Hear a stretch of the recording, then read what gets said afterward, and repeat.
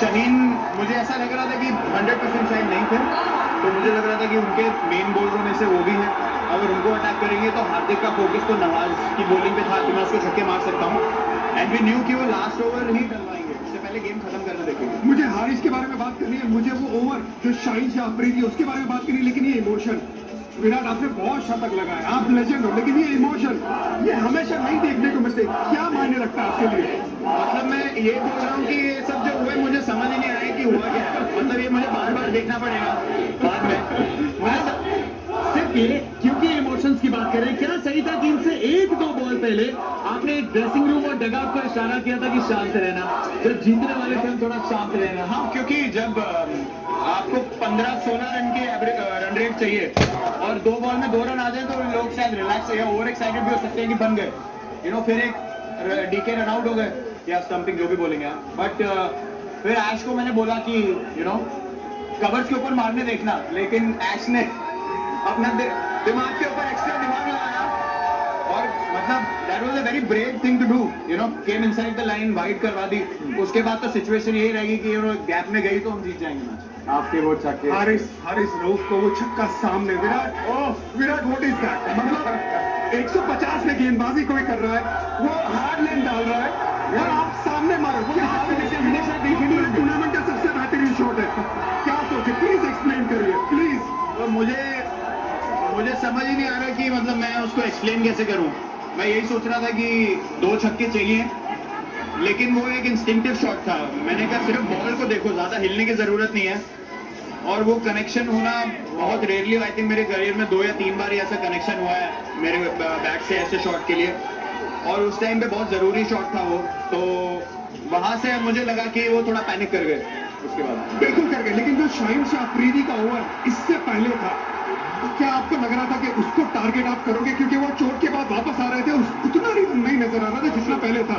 वो पहला जो उन्होंने स्लोअर बाउंसर मारा, जब वो ऑलमोस्ट छक्का हो गया तो मुझे लगा कि अब वो प्रेशर में है, क्योंकि यहाँ पे स्क्वायर बाउंड्रीज बड़े हैं, बैक ऑफ लेंथ बॉलिंग में बॉलर ऊपर होता है, तो अगर वो बीट हो जाओ आप तो गेम अलग है, अगर उसमें चौका लग जाए और वो कंधे के ऊपर भी हो गई बॉल, तब तो मुझे पता था कि अब उसके पास ऑप्शन नहीं बचे, या तो मेरे को यॉर्कर मारेगा या फिर स्लोअर बॉल डालने देखेगा, तो एक यॉर्कर कवर के ऊपर चौका हो गया। फिर लास्ट बॉल एक्चुअली मैं स्टांस में था और मैं देख रहा था उसको, वो रनअप पे रेडी था, तो हार्दिक मुझे इधर से बोल रहा है कि वो डालेगा छोटा, तो I just glanced at him once और फिर मैं रेडी हो गया, मतलब ऑब्वियसली होने दिया हमने, उसने भी थोड़ा मेरे को इशारा किया कि शायद पीछे डालेगा, तो मैं रेडी था फाइन लेग के ऊपर मारने के लिए। क्या ये विराट कोहली की सबसे बेहतरीन इनिंग है? क्या ये विराट कोहली की सबसे बेहतरीन इनिंग है या नहीं? विराट बताइए।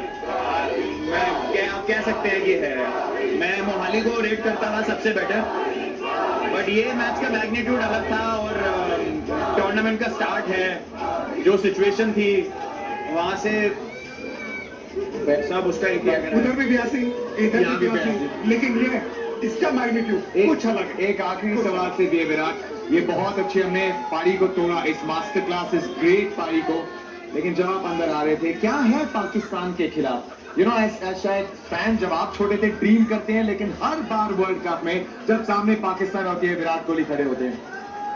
पता नहीं यार, मैं एक्चुअली बहुत अपने आप को खुश नसीब मानता हूँ कि हमें ऐसे मैचेस खेलने को मिलता है। आप 90,000 लोगों के आगे खेल रहे हैं, पाकिस्तान के अगेंस्ट मैच है, पूरे दुनिया देख रही है, इंडिया तो देख ही रही है, और आप स्पोर्ट इसीलिए खेलते हैं कि मुझे बड़े मैचों में खेलना पसंद है, कि आप जब 14-15 साल से खेल रहे हैं तो आपको लगता है कि यार और इससे बेटर चैलेंज क्या हो सकता है। थोड़े टाइम के बाद आप चैलेंजेस ढूंढते हैं, फिर वो जो थोड़े से इररिलेवेंट मैचेस होते हैं वहाँ पे इतनी इंटेंसिटी नहीं आती, बट ये ऐसे मैचेस के लिए आप खेलते हो, और ये सब ऊपर वाले का किया करा है, वही सबको ब्लेसिंग दे रहा है, तो मैं बहुत ग्रेटफुल फील कर रहा हूँ। विराट कोहली के सामने जितने भी चैलेंजेस आएंगे उसको वो हमेशा इसी तरह पार करते जाएंगे, जो पार करते रहे हैं। लेकिन आपने दिवाली एक दिन पहले 2 दिन पहले ही वो मना लिए, तो बहुत अच्छी टाइमिंग हो गई, आई थिंक अब लोग खुशी से दिवाली मनाएंगे, सबको बहुत हैप्पी दिवाली।